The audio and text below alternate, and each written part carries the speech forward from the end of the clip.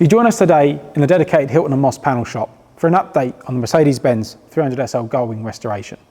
Last time you saw this car, we were halfway through the bare metal process. This is now complete and we're now nearly finished on the metal repairs.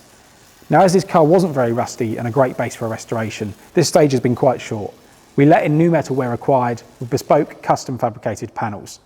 Next, we'll move on to the paint preparation, which can take up to 1,000 hours on its own, getting the car dead straight with even gaps as expected from a high quality restoration.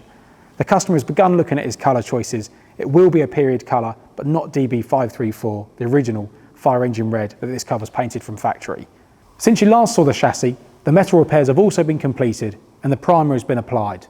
From here, we've got a multi-stage paint process to ensure the chassis is finished to a very high quality, arguably better than new. The chassis will be painted in the correct semi-satin MB9120 paintwork.